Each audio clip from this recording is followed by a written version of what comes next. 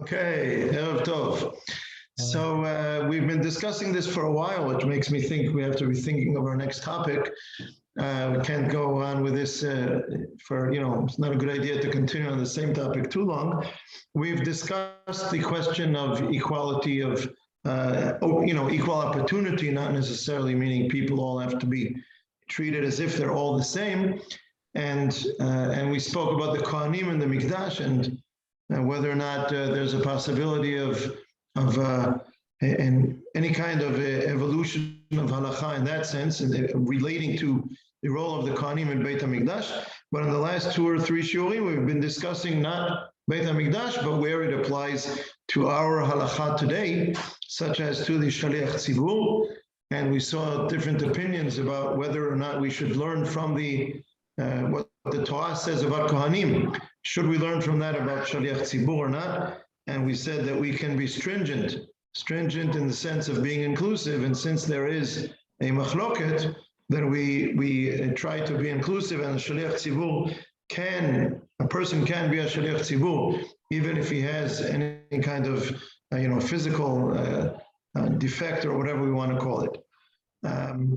We also spoke last week, Michael, I think you weren't here last time, 2 weeks ago. We spoke about a Cohen in a wheelchair, a Cohen who can't stand on his feet, because one of the halachot of Birkat Kohanim is saying the Birkat Kohanim standing up. And we didn't study in detail, but we heard about a tshuva of Rav Ben Ilau, who found sources saying that if a person, and this will be relevant to something today as well, saying that if a Kohen can stand up and wants to do the Birkat Kohanim sitting down, that is not permissible. But if he's sitting down because he cannot physically stand up, then it's okay to do the Birkat Kohanim sitting down. And that was the final tshuva of Ben Ilau, and he allowed him to continue taking part in the Birkat Kohanim. I'd like to start today with a small story. Maybe it's a big story, it's not a long story. In Cholon, there are these museums. One of them is called Dialogue in the Dark. It's about people with deafness, people with blindness, and other issues. And there's some interesting things going on. And we once went with a family to the Dialogue in the Dark, and they take you into a totally pitch black area, into a room which is totally darkened, and you don't see a thing. And the guide is a person who's blind, and he gets around fine, For him, it's all the same. That's the way he's used to living. And all of us, we went, the whole family with the children, and he takes us around the room and tells us how to find our way, how to feel our way through wherever it was that we were. And we were told to stand in line, and each one put his hands on the shoulders of the person in front of him, and that way we could walk together. And I was in the back of the line, and he stood behind me and put his hands on my shoulders. And immediately he said to me, "Atadati, you're religious." Why did he say that? Put his hands on my shoulders. He felt the tzitzit. He felt the tzitzit, exactly. He felt, I don't wear a tzitzit that is 2 centimeters thick, but he could feel it. And because, of course, he said Atadati, so now is the time to complain about all the religious people who wronged him, and I am the address. So he said that at his grandson's bar mitzvah, they were not willing, the shul where they had the bar mitzvah, they were not willing to give him an aliyah. And of course, since then, what's the result? Since then, he will not step into a Beit Knesset. So were they right or were they not right? Can we be lenient? Should we be stringent and so on? So I'm going to share screen. Let's see, I got it. Okay, so you see again, I have the Hebrew. Later on, I'll have some English for you.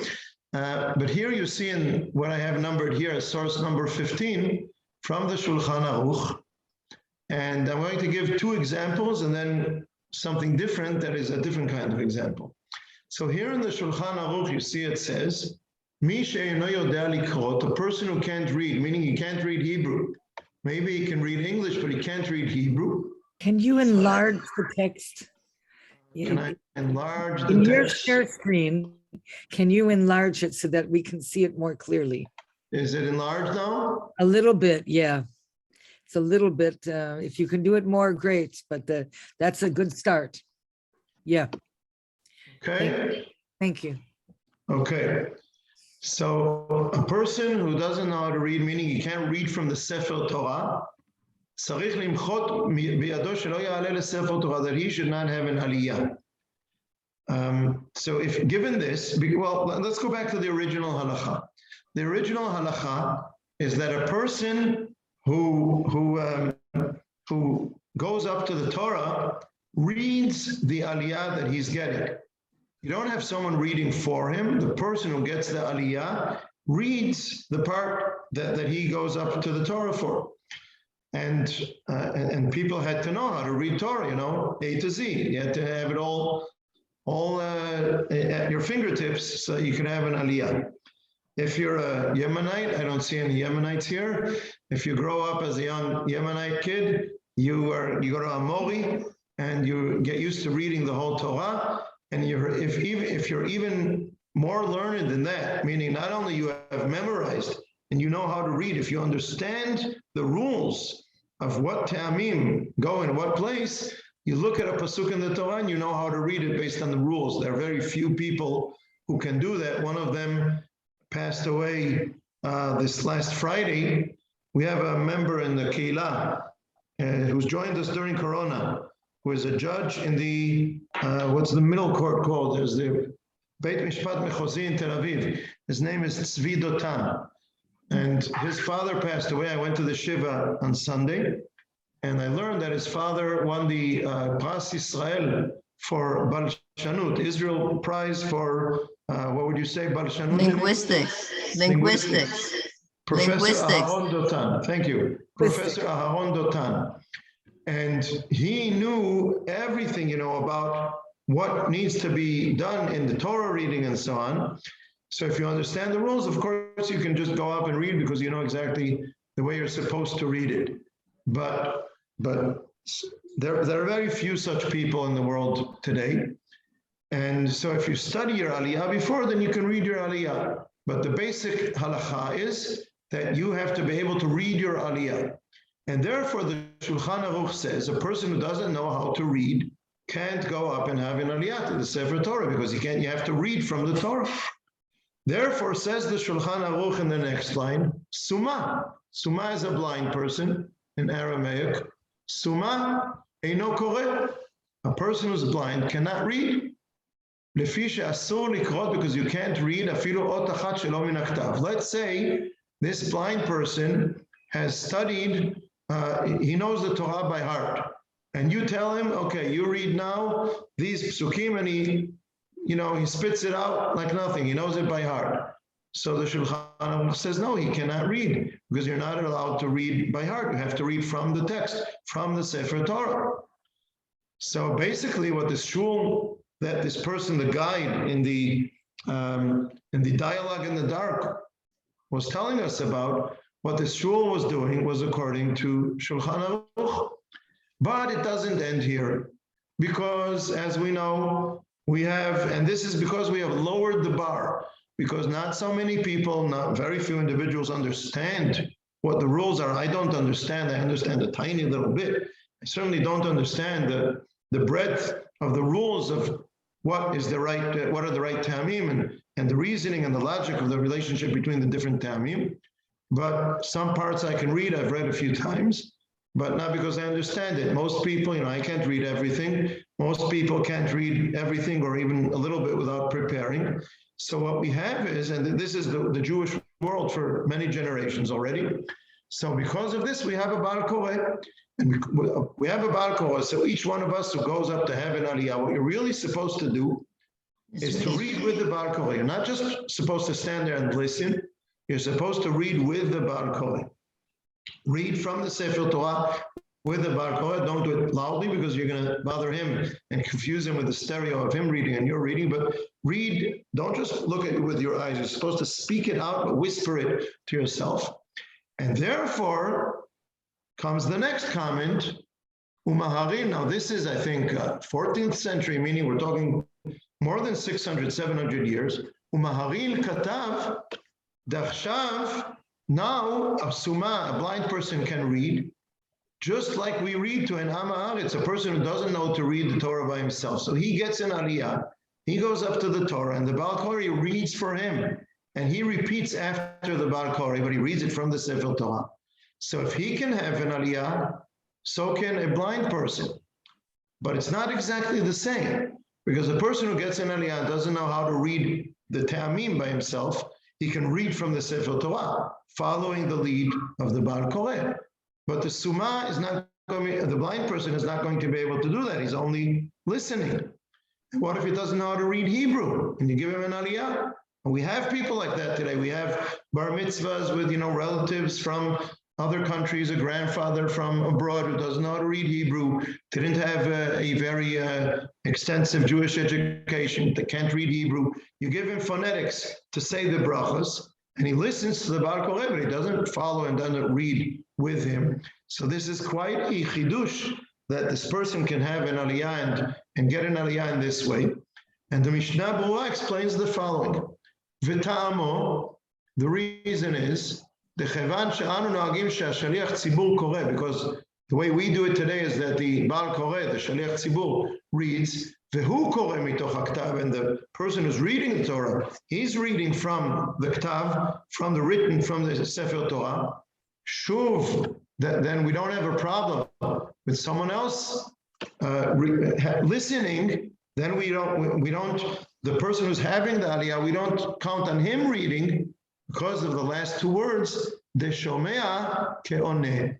If you hear something, it's like you say it. If you don't say a bracha, you are about to eat something, and someone else makes the bracha, and you answer amen, or you ate something, and you have to say bracha achronah, birkat hamazon, and someone else says it, and you answer amen, or you're about to perform a mitzvah.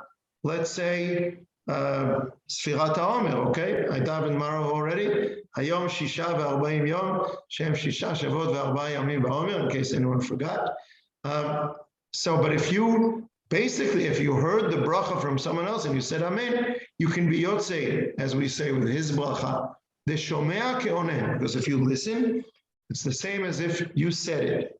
An interesting example of this, if you daven Amidah, Shmoneh Esrei, longer than the Shaliach Tzibur, and he starts the Chazarat HaShatz, the repetition, while you are still in your silent Amidah, and they get to Kedusha.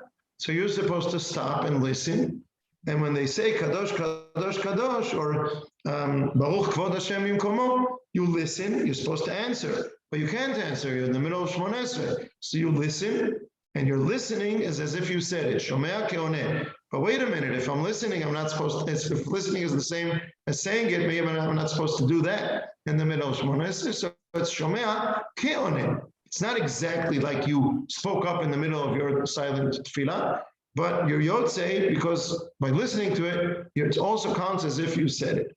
So the person who has an aliyah and doesn't read with the Baal Koreh, but he hears the Baal Koreh, that's also okay. So therefore, a blind person can have an aliyah, and he hears the Baal Koreh and shomea ke'oneh.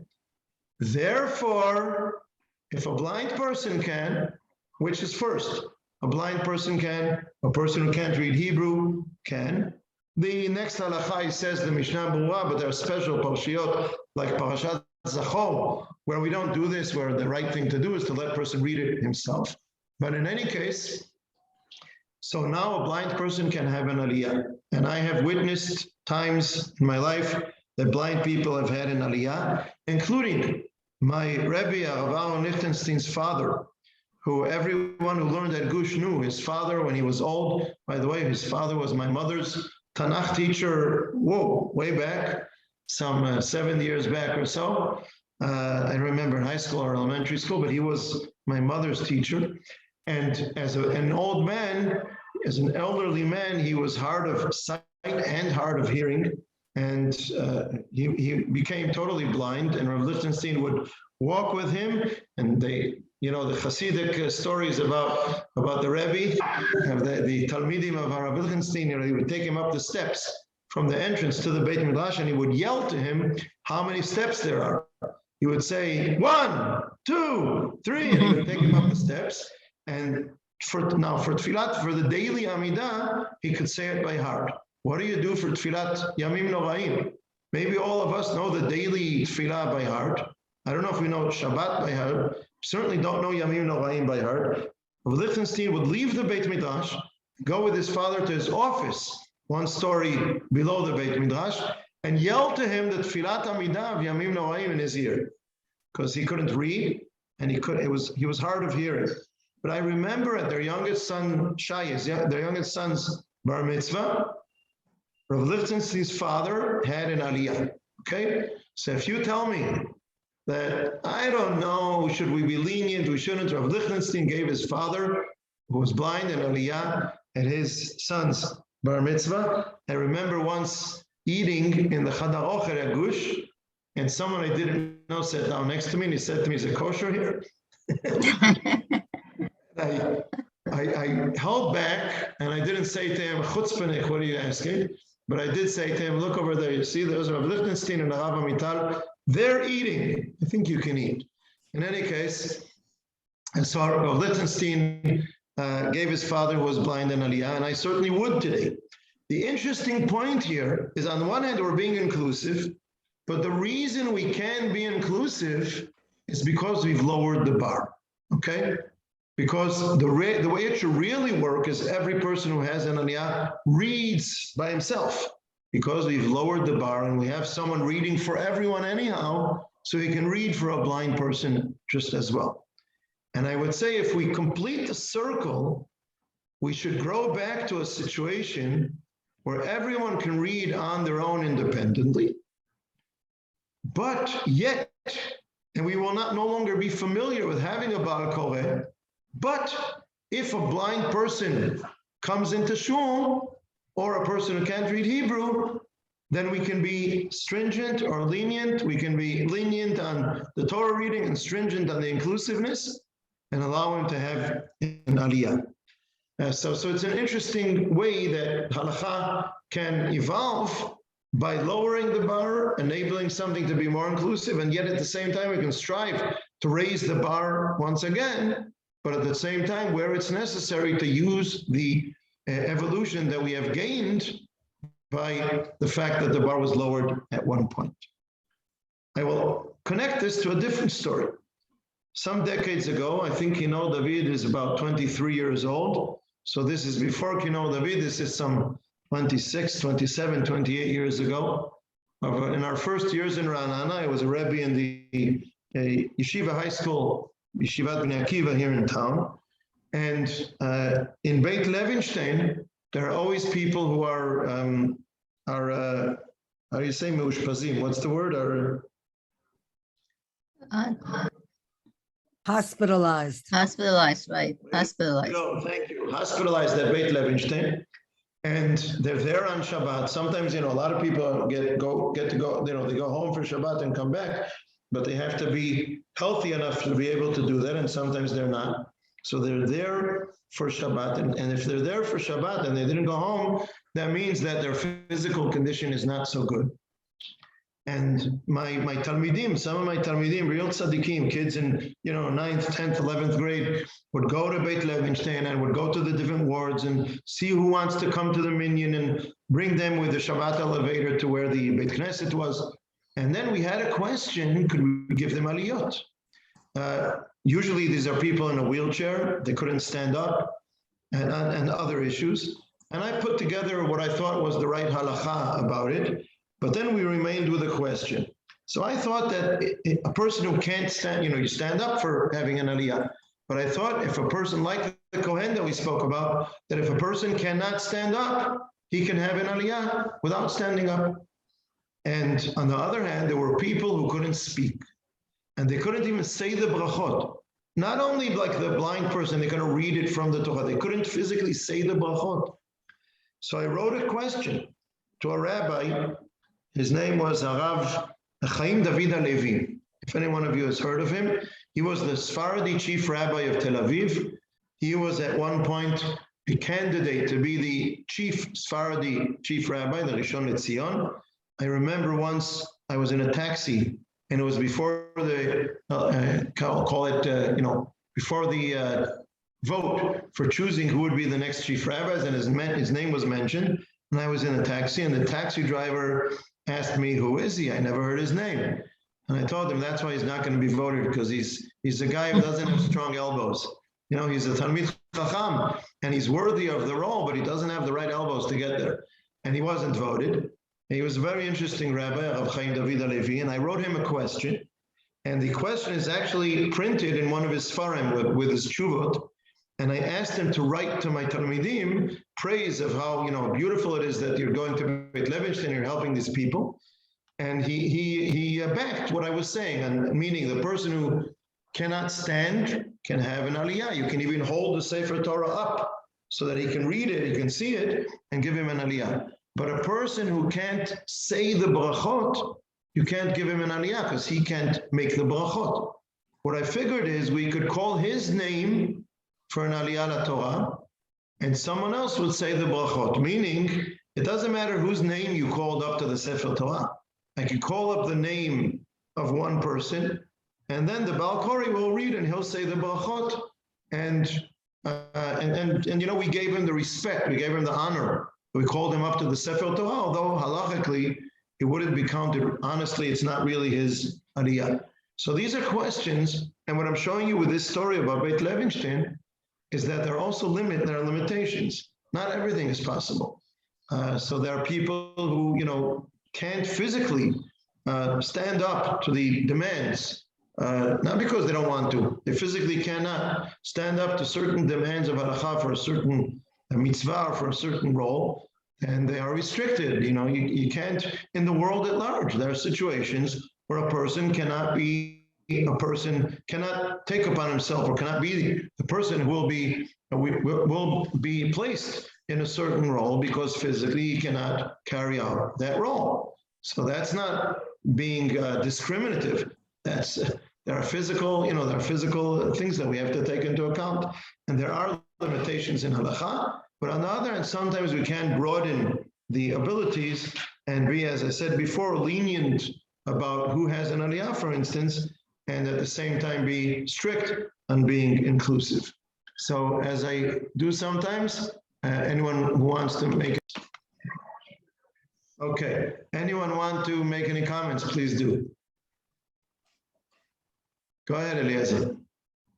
My daughter, for a while, was involved in a program for challenged children at bar mitzvah age, and they had once a year they had a ceremony, and I think the criterion that they used, people didn't really think of it as a true aliyah, but a criterion that they used was what they could say Baruch. And the mayor, at first, the assistant mayor of the city was opposed because it didn't look right for the city. But then he came to the ceremony and he was very moved by it. I would like to comment, Eliezer, that those who are better, are stronger at all kinds of ceremonies. 1 second, I'm looking for something. There I am. Okay. I'll put it this way. Reform and conservative are stronger than Orthodox communities at making such ceremonies for children with special abilities. I'm saying this sadly. I'm not sad that they're strong at it. I'm sad that Orthodox communities are less strong about it. Maybe all of us, or at least most of us, know who Eli Eisner is. Eli is call it a graduate of our community, who's a young man who grew up in Ra'anana, and he studied psychology. He's now he has his degree in psychology. He's working. He's married with children. He doesn't live in Ra'anana now. He sometimes comes back for Shabbat or for Yamim Noraim because he's a beautiful Shaliach Tzibur. So at one point, Eli called me because he was working with a boy with special, I think he was autistic, and they wanted to have some kind of bar mitzvah ceremony, and he was very limited in how much he could actively take part. And the natural tendency was to go to find a Reform community nearby that would do it with him. And I said to Eli, listen, let's take this as a challenge.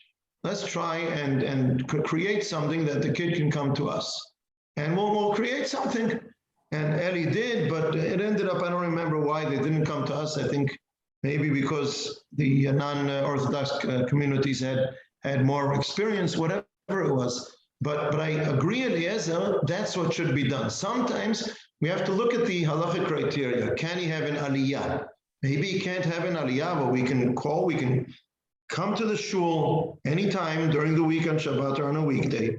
We can gather the community, we can open, or the family, we can open the Aron Kodesh. We can take out a Sefer Torah. He can carry the Sefer Torah to the Bima. We can open up the Sefer Torah and give a Dvar Torah. And we can throw candies at him and sing with him. And, we didn't do anything that is halachically challenging here. If he can't say the bracha, okay, we can read a few psukim from the Torah with him, for him, without him having an aliyah or saying something that would be a bracha levatala or anything like that. So there are ways of doing things that you strive to be inclusive as much as possible in the regular halachic actions and demands. Where a person can't meet those requirements, you create a kind of alternative ceremony where he feels closest to being included as much as you can. And I really think that this is something that if we're not doing it enough, then we should be doing more. So thank you for your comment. Anyone else? Bevakasha. Okay, so I'm going to share screen again. This time it's something different. Let's see. Do I have it? Here I am. There we go. You see it? The size of the text, okay?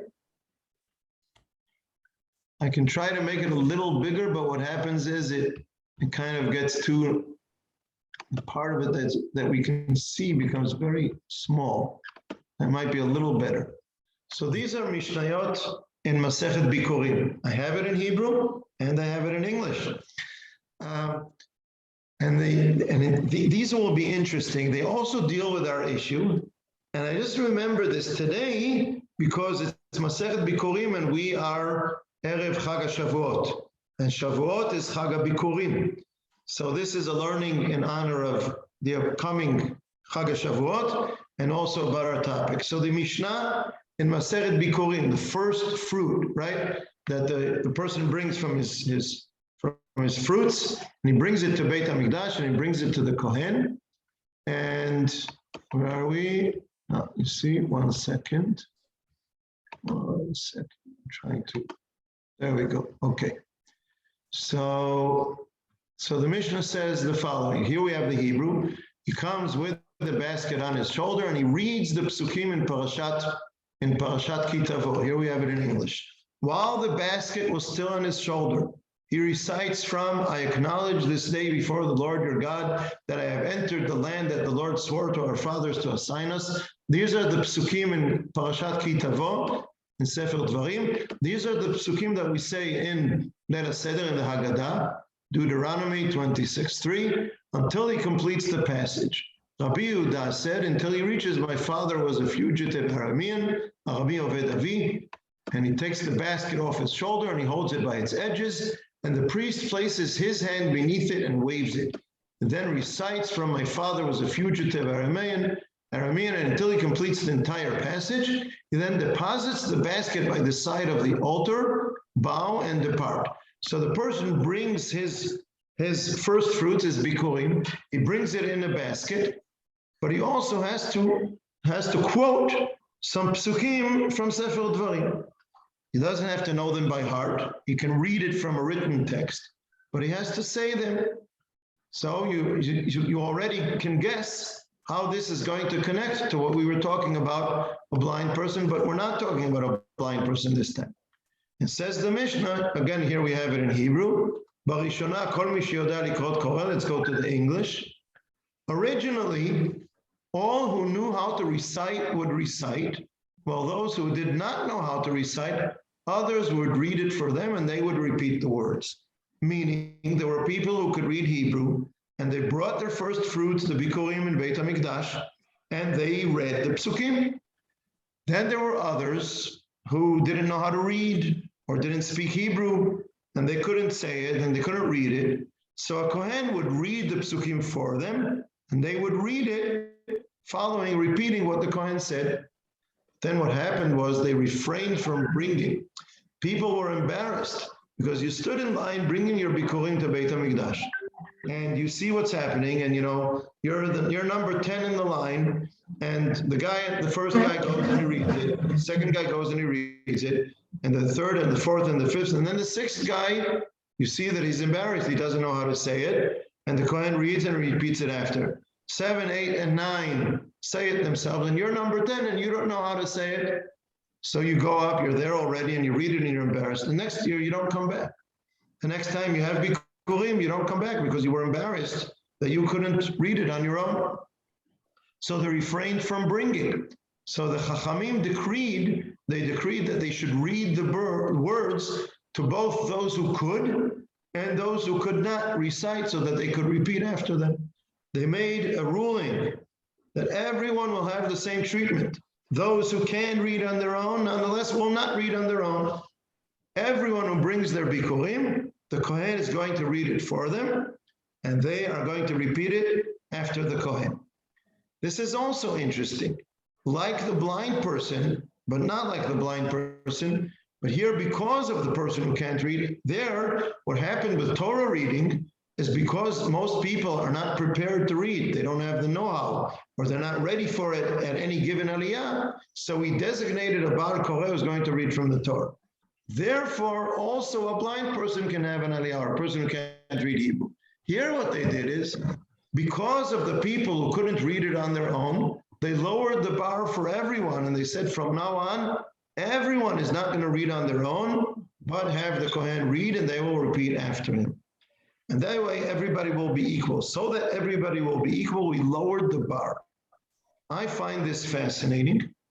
Rav Kook comments here that this is a lesson that teaches us that, you could be the guy who knows how to read Hebrew, or the woman who knows how to read Hebrew.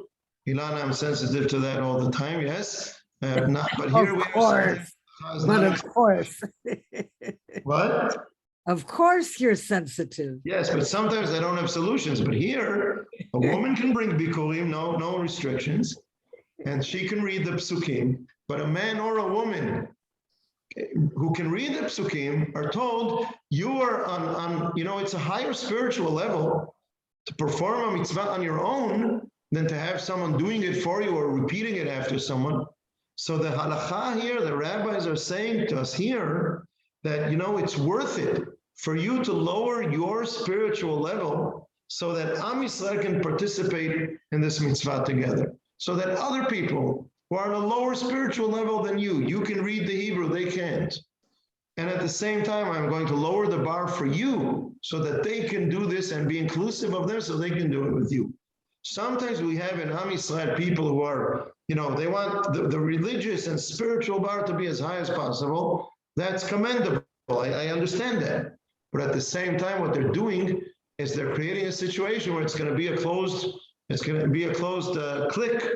It's going to be a closed kind of group for those who are capable, who are able, or got their education, and it's going to leave others as outsiders. They'll feel uncomfortable. So you want to be on a higher level on the one hand, do that on your own, in your own four walls. When you come to shul, when you go to public, when you want to do something public, create a situation that's more inclusive, and don't create a situation that's more about excelling, about people who do it best, and is non-inclusive of people who didn't get the right, didn't get a strong education like you did and so on. I think this is fascinating, and Rav Kook makes this comment here. He says that we learn from here that it's worthy to lower for a person to not to do things on the highest spiritual level for himself as an individual, so that Am Yisrael will be able to perform the mitzvah together. So that's one message which is fascinating over here. But it doesn't end here. It continues. And we go to the next Mishnah. Can I Go ahead, please. ask Yes. a question? Yes. The business of lower the spiritual bar. Who says that just because someone is competent in reading, in laning Torah, lemashal, what makes them more spiritual necessarily than someone who's spiritual but doesn't have strong Hebrew? I totally agree with you, I'm Ilana. surprised at the language. I totally agree with you, but I'll tell you about what we might disagree, or maybe we agree on the different sides of the issue. Thank you for asking, or for raising your comment, for commenting. You're totally right if it's a total final judgment, meaning a person who knows how to perform, technically knows how to perform a certain ritual, a certain mitzvah, a certain halacha, is inevitably, in general, on a higher spiritual level than someone who doesn't know how to do it. I agree with you, that's wrong. If that's what I meant, I was wrong. I don't think I meant that. I think what I meant was being able to perform a certain religious rite, a certain religious ritual, a certain religious mitzvah is a spiritual level. It doesn't mean, I don't mean that in generalization, this person is on a higher level than the next person. Maybe a person is knowledgeable. He learns Torah hours every day. He has an extensive amount of knowledge about Torah shebichtav, Torah shebe'al peh, and there's another person who's a lot less knowledgeable, but his tefillah is on a higher spiritual level, and his chesed is on a higher spiritual level, and all kinds of things. I totally agree, if that's what you mean, that as a generalization, the fact that one is stronger in A doesn't mean that in general he's on a higher level. But I do think that being able to perform halachot and mitzvot is a spiritual strength. So specifically about that, a person who knows how to read Hebrew and study Torah in its original language has a spiritual advantage in that realm. Doesn't mean that he's better or that he gets a higher grade when we put it all together. Doesn't mean that in Hashem's books he gets he's higher up. I don't know to judge that, but I do think that it's a spiritual, being able to perform things in the Torah and the mitzvah is a certain spiritual level as a specific one thing that he can do. What do you say? It seems to me that there are plenty of people who are capable of laning, et cetera, just as an example, who maybe are not in some higher spiritual level. I think there's a danger in assuming that a skill equals spirituality at all. Again, first of all, I think a religious skill is a spiritual quality. Of course, you can distort it. You can be a person who knows how to do everything, and you're a vicious person. You're an immoral person. You look down and put down other people. Then of course you can turn everything upside down. You can bring korbanot in the mikdash, and you can be a thief and a violent person, and your korbanot are not worth anything. Not only that, they're not worth anything. They're cynical. They're negative. It doesn't make you close to Hashem that you bring korbanot while you don't adhere to the moral directives of the Torah. I agree with that. But if you're a regular person and you have abilities within the Torah and the mitzvot, I do think that is a spiritual ability. And again, what I'm saying is not a generalization. I'm not saying that this person in general is a more spiritual person than another person who doesn't have that skill. But I do think that having that skill specifically is worth something spiritually, assuming that he's not distorting it. But supposing you've now excluded 50% of the population from acquiring those skills, what does that say? I agree. We should. Okay, here's the responsibility. Here's the responsibility of religious leaders. I agree. And what is the place? And again, we have to work with what we can within certain limitations. So when Ben Ilau had this question about the Cohen in the wheelchair, he could have said, like we spoke about this 2 weeks ago, he could have said, sorry, it's explicit in the Shulchan Aruch, you can't do the Birkat Kohanim sitting down, and turn his back and walk away. Or he could say, I appreciate your question. I'm sensitive to your question. I'm sensitive to your desire to continue to be a participant. I'm going to look into it. And he looked into it, and he looked for a way to be inclusive, and he found a way that exists within halakha, rather than just take the shortcut and say, give the easy answer and say no. So that's true also about other people, other things, and also about 50% of the community. I understand. And where it's possible, for instance, let's say that someone will criticize me or us for enabling 50% of the community to say Divrei Torah, when in other places that's not, for that 50% of the community, that's not accepted. Okay, I would say I understand your stringency on that for other reasons, but I'm being stringent on being inclusive and being respectful on what should be the right thing for us to do in this day and age. But of course, it's not without limitations. Rabbi, can you hear me now? Yes, and there's no background noise. Good for you. Okay, I adjusted, buzzed on a little bit. I'm just thinking sometimes it's actually a little bit what you and Alana are sort of debating different angles. Sometimes it's actually a strength if you have a skill but you withhold it, or you I don't know, lower is the wrong word, but sort of withhold is a good idea. Some like withholding from doing melacha on Shabbat, withholding back, because sometimes that's actually a greater expression of the skill. I'll give you an example from personal life. I'm not identifying anybody here. I certainly hope not. I had a situation years ago where I was a guest at somebody's house for the Leil Seder. And I always wore a kittel, even if not, it's my custom to wear a kittel on the night of the Seder, and so that is, for those who don't know what a kittel is, it's the white gown that they wear on the Yom Ni'im, and also they wear it other times as well, on the Leil Seder especially. So I would wear it, but at this point you have to start. Go ahead. Okay.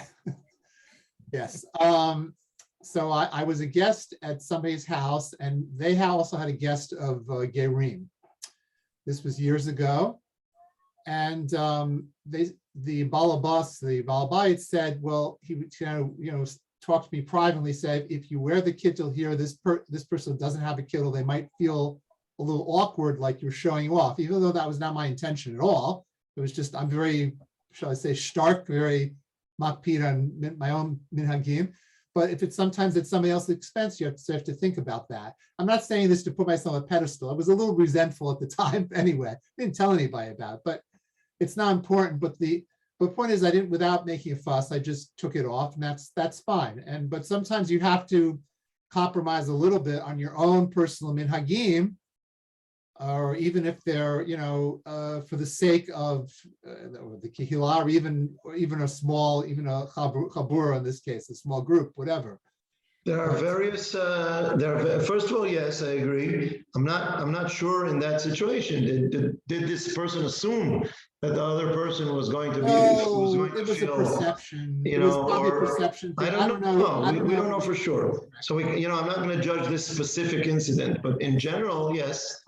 Sometimes we should not do something, even though it would be better for us to do it, because it's going to make someone else feel on a lower level or excluded and things like that. And there are several halachic discussions about these issues. For instance, today, because most of us cannot just get up there and read from the Torah when we're called for an aliyah. But what if a person can, and he does? So on the one hand, is it arrogant of him to say, hey, I can do this, and that's one accepted opinion? Or is it a good example for the community, or a pride of our community, that we have, if you remember Yosef, who hasn't been healthy, but when he was around, and you could give him aliyah levi on any parsha, it's easier. He's the Levi. He only has to learn the second that he have all the posiyot. But Yosef could read any aliyah that you gave him, and maybe that's a good example. Maybe that makes the community proud that we have a member who can do this, and maybe other people will strive. So I'm not making decisions now. I'm just saying I totally agree that your consideration is a consideration. There are halachic discussions of it. There are also other considerations to be taken into account. For example, one of the examples of this is that there are times at which there are places where people perform melachot and minagim that they don't. Erev Pesach or in the morning, or things like in the first half of the day. And if you come from your minag is not to perform, not to do certain things in that first half of the day, then you can continue your minag, even if people around you are doing it, because they don't assume that you're being haughty and I'm more religious than you. They just think you're sitting there reading a book. No, that's okay. You're not raising a flag and saying, I'm a greater tzaddik than you are. You're just doing your thing quietly in a way that doesn't stand out, then that's fine. So all these are considerations to be taken into account of these things. I have a question, comment. Yes. So it's very interesting on the one hand that you read earlier that the custom out of the Shulk and Rook, I think that's what you were reading from, was Yes. that the people that were not able to do the blessings, they changed the custom so that only the Baal Tzibur did the blessings to avoid embarrassment and to keep people from not coming. Not they would do it, they would lead. The Cohen would read, and the person bringing the bikurim would repeat after him. Okay, so I've thought for many years that one reason American shuls were largely empty on Shabbat is because so many Americans didn't have the skill set. If they were called up to the Torah, they would be too embarrassed and therefore they didn't come at all. So it seemed to me that was sort of the same idea, only hundreds of years earlier. So it's very good insight. We haven't solved that problem, by the way. Okay. It's interesting. I'm not aware of that. And another question that came up with what Ilana was talking about with who's spiritual and who is not.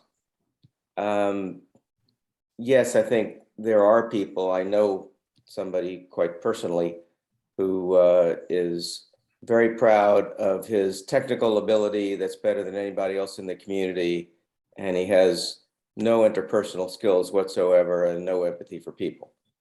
So I question how much spirituality he brings to the bima.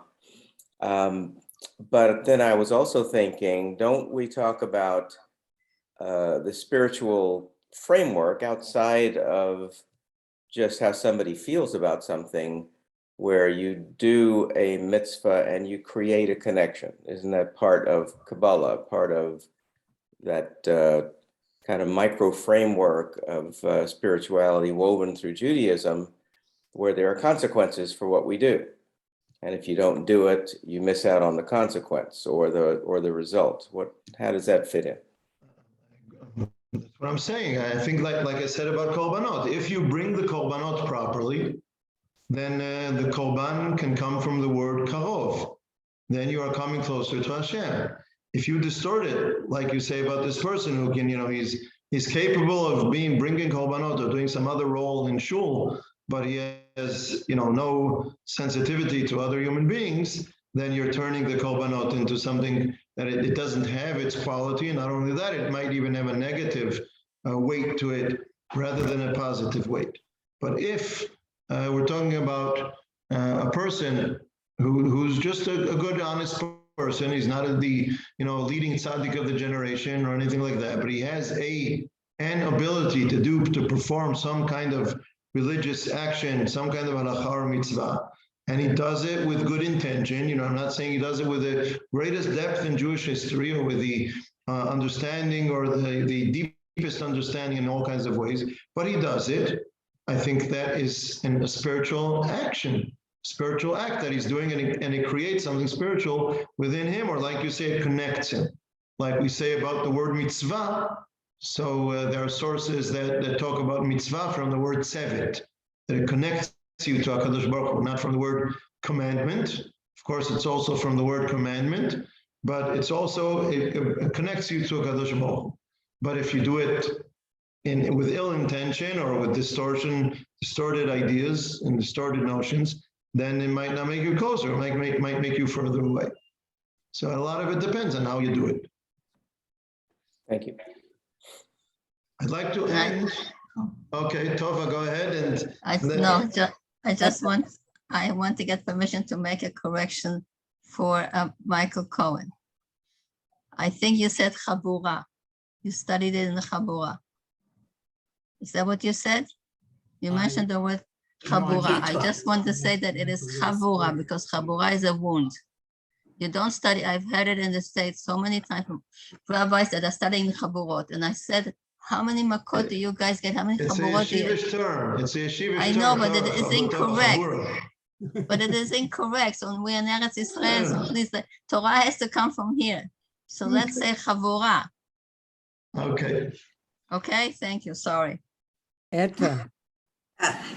This is maybe a little off. It's just, I know you can't talk, Michael Cohen, but I think maybe you should have worn the kittel because I think it would be a teaching moment. Because I know when I'm in the US and we have people over that are learning or new to Judaism or just don't know anything, and we have a klei sheni on Shabbat, and they didn't know why you have it. And so it's not showing off, it's a teaching moment. You use whatever as a teaching moment. So It's all about the way you do things and sensitivity. And sometimes you can use it as a teaching moment, and sometimes you have to refrain from something. You have to be sensitive to the situation and how you do things. Sometimes I find, I'll give you an example. If someone comes into shul and they sit down, they don't take a siddur, they don't know where we are in the davening. And I'm sorry to say, in Kino David, not enough people go up to them and offer them help. I've spoken to people about it, and they've said to me, I don't want to be disrespectful to him. People sometimes have good intention because they think, I'm going to embarrass this guy, or maybe he just wants to be passive and I'm kind of being forceful and pushing my religion on him. And I say, listen, I've gone up to people so many times. I ask a person, do you want? I don't come to him with 3 sidurim and 3 different languages and grab him by the neck and tell him, okay, which one are you to take? I ask him, would you like a siddur? And I've had people who said no. They came for a bar mitzvah. They want to be passive. They don't want to daven. I don't force it on them, but I offer in a friendly way. And 9 out of 10 or 99 out of 100 times they're grateful, they're thankful. And 1 out of 10 or 1 out of 100, they say, no, thank you. I'd like to just sit here. And that's fine. So, I think we have to look how to do it, but do it with sensitivity. So both, understanding both sides of the coin is the best, because then you try to do it as best as you can. Right. Okay. Eliezer, you wanted to say something, and then we'll try to finish up with the next mishnah that we're trying to get to. Well, you pretty much said what I wanted to say anyway. So I'll leave. Okay. So please go up to people in Kinol David and offer them, ask them if they want help, kindly and respectfully. So I'm going to go back to the sharing the screen. And here we go to the next mishnah. We have another mishnah that says, okay, the rich people, I'm going to go back to the English. Again, that's not what I meant to do. Here we are. The rich would bring their bikurim in baskets overlaid with silver or gold, while the poor used wicker baskets of peeled willow branches. And the baskets and the bikurim were given to the priest. So the rich brought their bikurim in baskets of silver or gold. And the poor they couldn't afford baskets overlaid with silver or gold. They couldn't even buy wicker baskets. They made them of peeled willow branches. So first question is, if we're so sensitive to everyone being equal, why didn't they make a decree that everyone should bring their bikurim in baskets made of peeled willow branches, and the rich people shouldn't bring silver or gold? And it gets worse, because what was given to the Cohen. You don't see it in the English, but if we take a look at the Hebrew, you'll see it. And it says the following: the rich people bring kalatot shel kesef v'shel zahav. They use one word, and the poor people bring salei netzarim. And what was given to the Kohanim with the bikurim? V'hasalim ve'abikurim nitanim laKohanim. So the baskets of the poor people are given with the bikurim to the Kohen, but the rich people, they're not giving away their gold and silver baskets. They give the fruits and take the gold and silver baskets home. Mm-hmm. So there's a comment in the Gemara that says, you know, poverty follows the poor. It's called in Aramaic, poverty follows the poor, meaning the rich people go home with the riches, the poor people bring the baskets, they give the baskets to the Kohanim. So isn't that unfair? Or is someone going to be, is someone going to feel excluded by the fact that, you know, the guy ahead of him in the line is bringing bikurim in a gold and silver basket, and he's bringing bikurim in some woven kind of simple basket that he made, and it shows that he's poor? Why didn't we make a decree that everyone should bring the same lower levels, lower economic level of the baskets? So what do you say? I would say, number one, the poor people are on a much higher spiritual level to put that kind of personal involvement into it and make a gift of it. Rich people don't get rich by wasting their money. So they're going to take their baskets home with them. And they're sort of buying an image rather than making a true spiritual thing. I think that would be one level of it. So that's a beautiful comment, which reminds us of what the rabbis say about the first chapter in Vayikra, where we have Korban Olah, and we have a big animal like a cow, or a small animal like a sheep, or you can bring birds, or you can bring a Korban Mincha from the grains. And each of the first three, the Torah says that it is reach nichoach lifnei Hashem. Like spiritually speaking, the scent, you know, reaches Hashem, and it gives Hashem nachat, so to speak. And the rabbis say the famous comment about it doesn't matter how expensive the sacrifice you bring is. What matters is what is the intent of your heart. And you're saying here, not only that, here the Kohen, he buys it. He doesn't put any effort into this. Sorry, the Kohen. The rich person doesn't make an effort. He buys it. He pays for it. And the poor person made an effort and created this basket, and he's giving it with his fruits to the Kohanim. And that shows us the advantage of the rich person, and maybe giving us an opposite message, that when you put an effort in, that is more valuable than the price or how costly it is what you brought your bikurim. That's one way of looking at it, absolutely. And I would say one other comment, that those of us who remember Uri Minzer, we brought this, I quote Uri Minzer often on this, Zichrono Livracha. We had a learning once on Shavuot afternoon with fathers, you know, parents and children, and I asked this question, and Uri's comment was, not knowing Hebrew is something to be embarrassed about. Not being able to read Hebrew, not being rich, that's not embarrassing.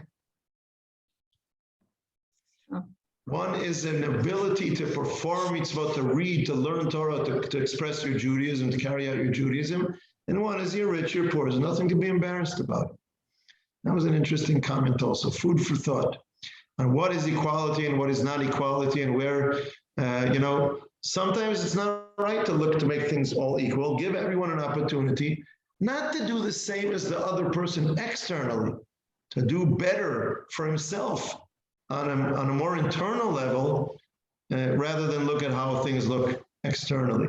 Of course, sometimes we do have to take into account the external aspects. There is, I don't remember the source, I have to look it up. There's a source about what are the, what's the word in English? In Hebrew, it's tachlichim. that we wrap the person in when a person is being buried. Shrouds. Shrouds.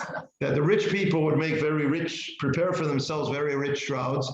And then the poor people, would be left unburied because they couldn't afford that kind of thing.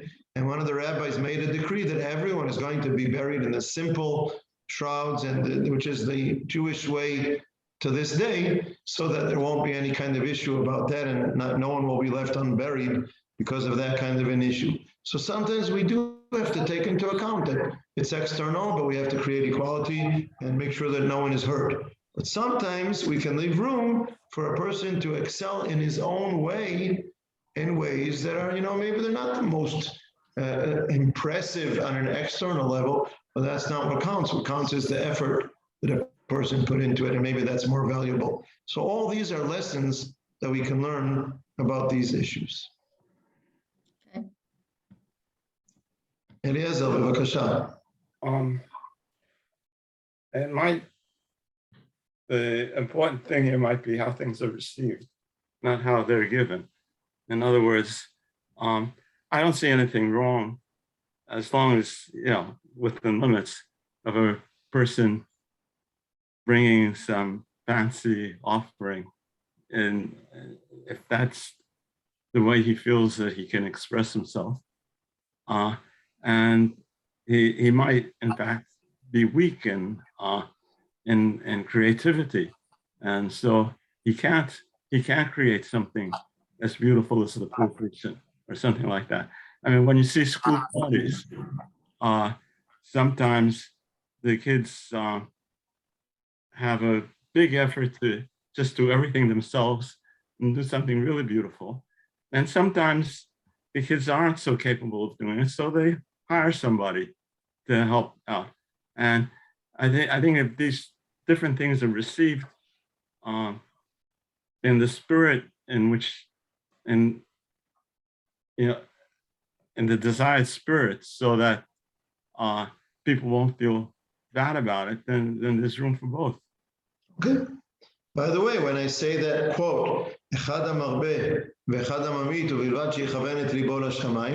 think you have to remember that if a person is well off financially, and he spends a lot of money on all kinds of pleasantries, etc., and then when it comes to something religious, he says, I can give a small amount. Then what's important is the intention of my heart.